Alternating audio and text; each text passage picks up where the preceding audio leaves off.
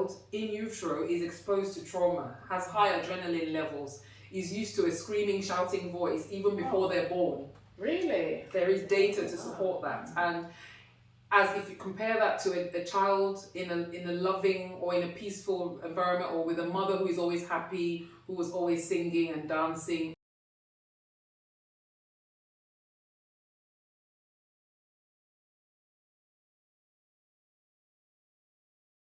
Hello everyone, welcome back to another interesting episode of the Adoptive Parents Diary. This space is for those thinking about adoption, those who are already in adoption, those who are already in the process, and just for information purposes if you want to know more about adoption.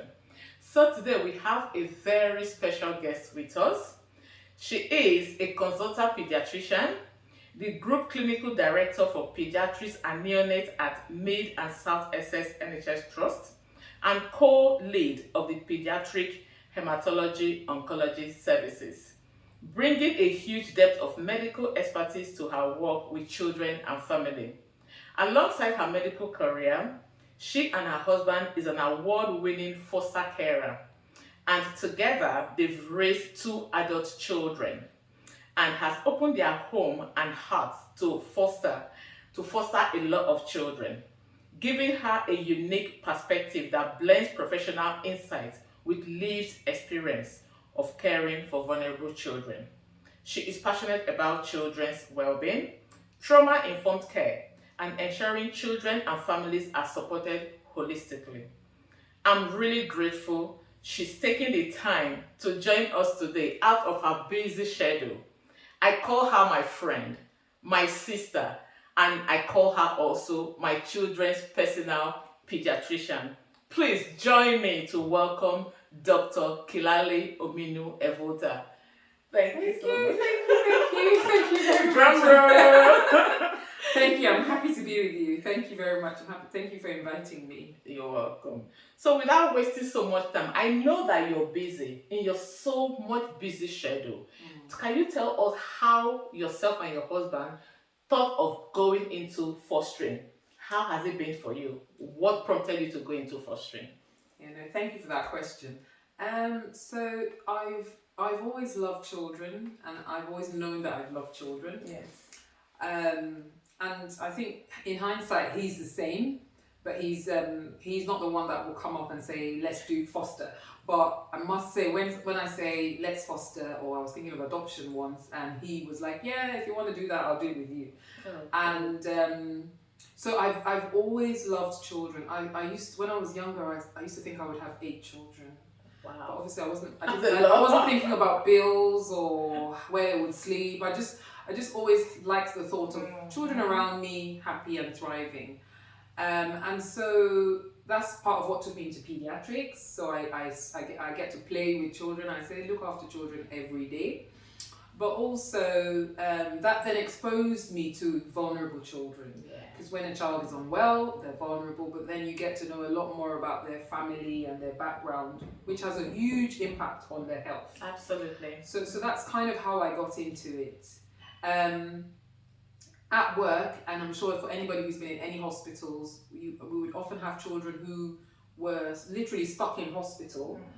And you'd come in the morning, and while they're still here, they're medically fit for discharge, and then you get told we're waiting for a placement, or parents can't have them. And it could be for ill health of the parents, their own mental health, physical health, all sorts of reasons. And you just feel, oh my God, some children you'd be like, oh, I wish I could take them home myself. Absolutely. So that's kind of, so that's how I got into it. Yeah, and I must say, having a partner, husband who supports me has made it possible in my busy schedule. Yeah. I can imagine there's no way you'd have been able to achieve it without a supportive partner. Not at all. But people can still do it on their own, depending on their setups.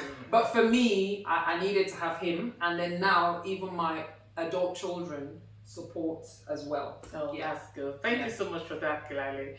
Now, to our second question. From your dual perspective as a pediatrician and a foster carer, what do you wish more people understood about how trauma affects children's behavior? some children come from their birth parents, what they've experienced, what they've been exposed to, that affects them. So, yeah.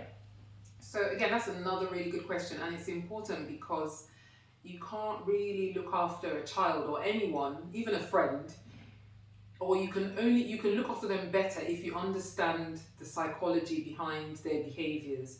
So for every child, you see what they're doing is a function of their psychology, their lived trauma. So every child from in utero, so from when their mothers are carrying them in their wombs, they're exposed to their mother's happiness, their mother's sadness. So for a child, for instance, who is is conceived to a mother who is going through domestic violence, that child in utero is exposed to trauma, has high adrenaline levels, is used to a screaming, shouting voice even before they're born.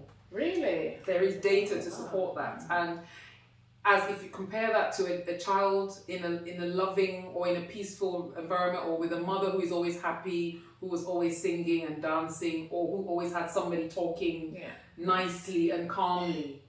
So already the brain is wired for stress, wired for anxiety from in utero.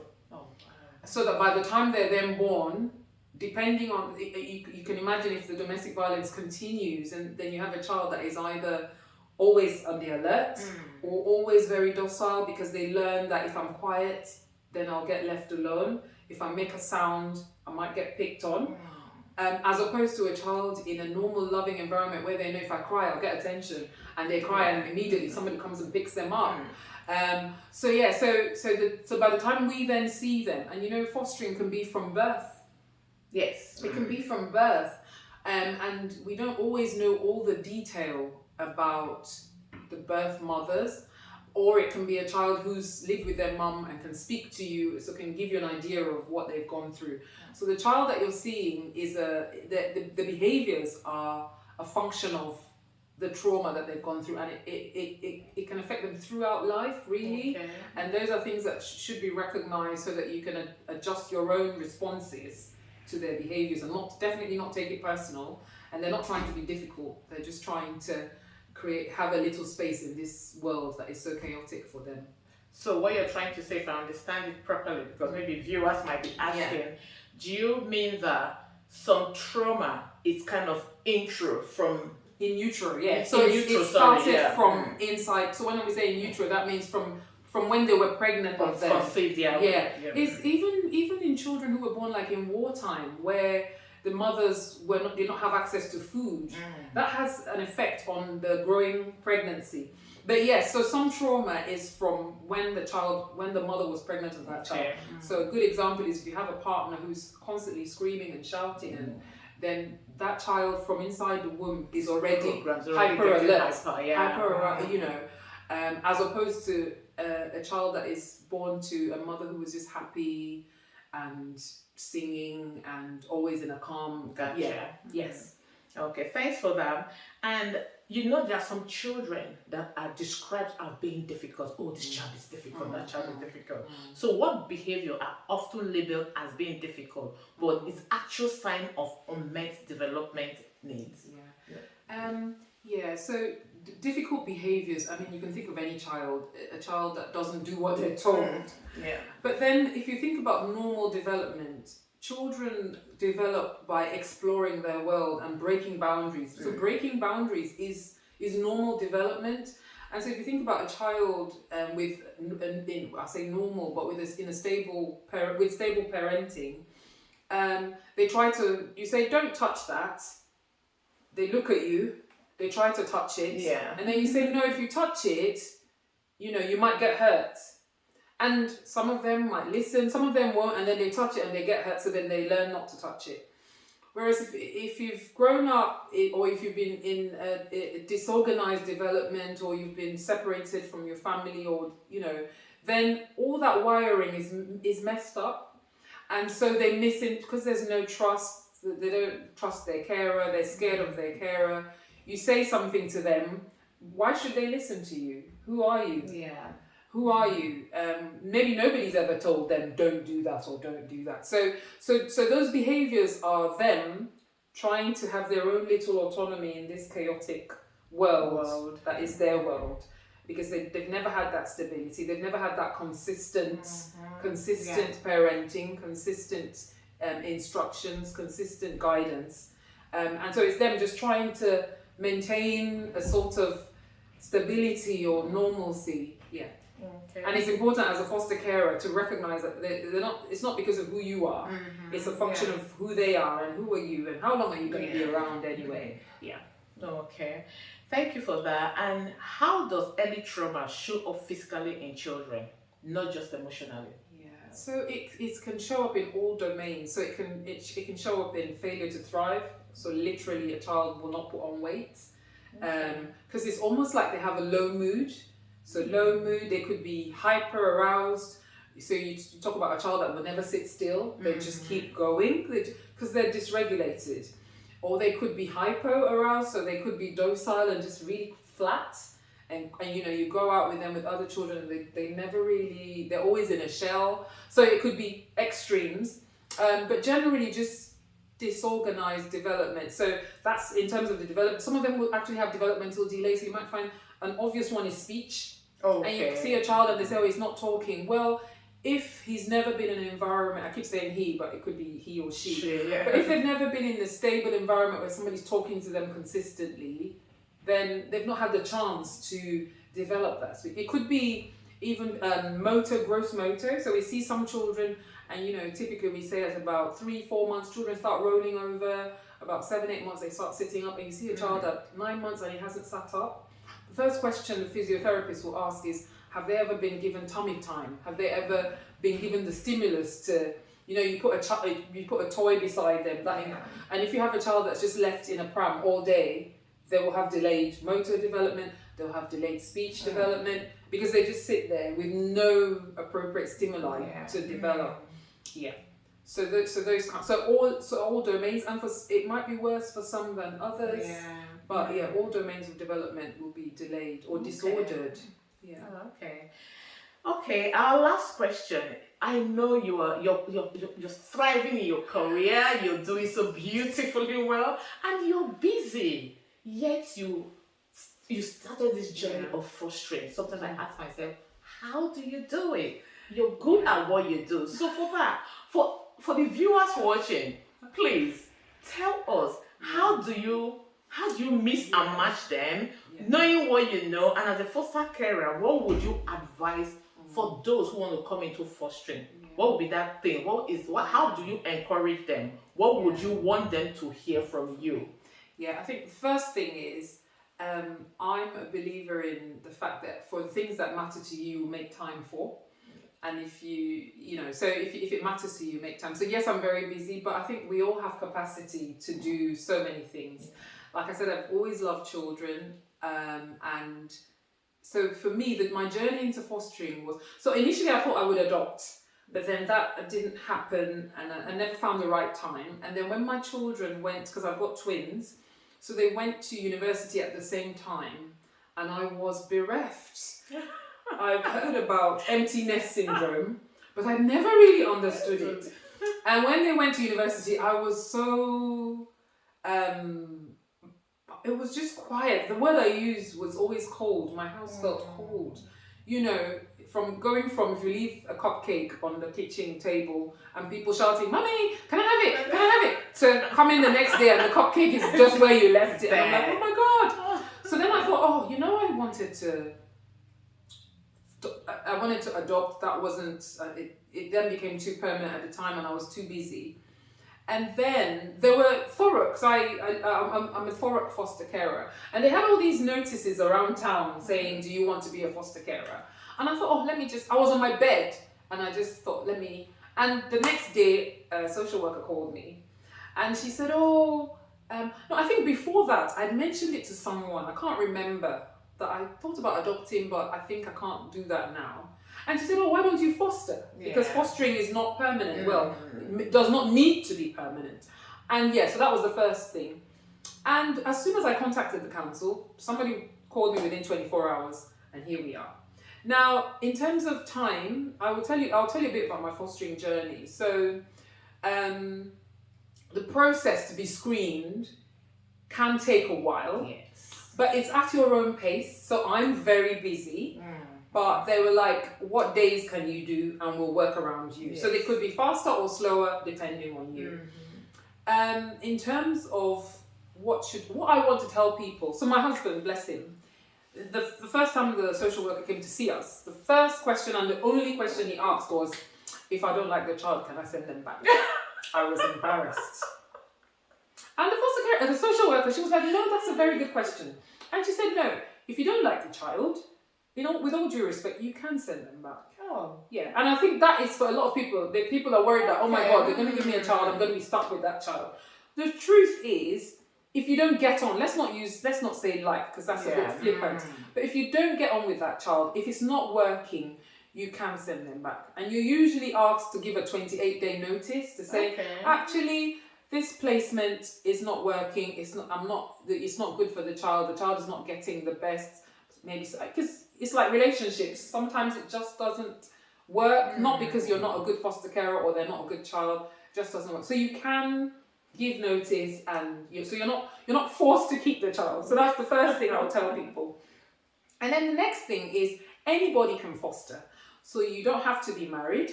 You don't have to be in a same-sex relationship. So you could be single. You could be a single man. You could be a single woman. Yes. You could be partners with.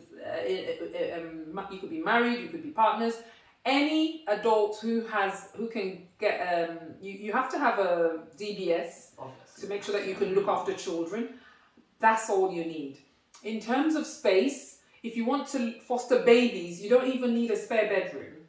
You just need to be able to put a cot in your room for the baby. Yes. Because some babies are put up for fostering from in utero, so that as soon as they're born, I think that's early permanence, right? Well, not really. So no, for foster. So first of all, for instance, early permanence is when the adoptive parents signed up for early permanence before. Yeah. Okay, yes. But in terms of, for example, working in the hospital, it might be a mother with mental health issues. Okay. Who cannot look after a child on her own.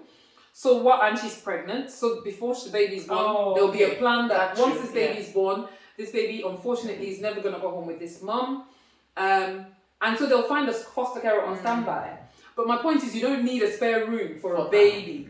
Once you can fit a cot in your room, obviously with babies you have to be with them 24/7. But then for the older children, you do need a spare bedroom. If they're siblings and the same sex, they can share a room. If they're siblings, same sex, they can share a room throughout. If they're not the same sex, I think by the time they're 10, ideally they should be separate rooms. Yeah. But so with one room you can foster 2 children of the same sex. Just to give you an idea. And it is, for me, I'm not sure. If you ask me why, a lot of people ask me why I do it. All I know is I just know that there's so many children out there that need a safe space. Absolutely. There are just so many children. So I was looking at some data, and on the government website, as of 2023, there were just about 90,000 children looked after children in the UK, and that was 2023. So we know that number has gone up. So yes, so there are loads of children that just need a safe space, and I've just been so blessed by it.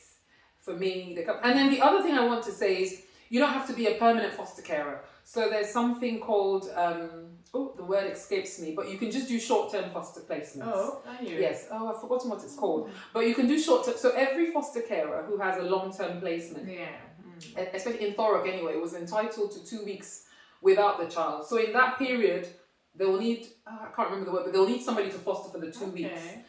Another example might be a parent. Some parents have long-term medical conditions and they need to go into hospital, and so they might just need a foster placement for. So there are quite a few foster carers that only do short-term placements, and that might be all you need to do. But even that is there's a great need for that. So but it is rewarding. It's nice hearing from the children years after. Yes. It's nice when they say, when I lived with Kilali, I learned how to do that, or we used to do that, and it's just about impact. Because at the end of the day, we're all on this earth, in my opinion, if you make one person's life better for being here, then hopefully we've done our part. Sorry, that was a long-winded. Thank you so much. You've heard it from Kilali, Dr. K, I'll call her. And honestly, foster care, I'll always say there is no adoption without foster carers because they kind of start the child up before you adopt the child. And like my children foster carer, we're still in touch. We still visit, we talk with her. She is amazing. I think that is what you do for the children. You make an impact in their life and want them to always come back for you. So thank you so much, Dr. K. It's been a pleasure having you. Thank you. And thank you for sharing your expertise as a pediatrician and also your lived experience as a foster carer. And thank you, viewers, for watching. If you found this video useful, hit the like button. Subscribe if you haven't done so already. Ask your question in the comment section. I'd love to hear from you and I'll always get back to you. Thank you so much, and remember, love makes a family. See you in my next video.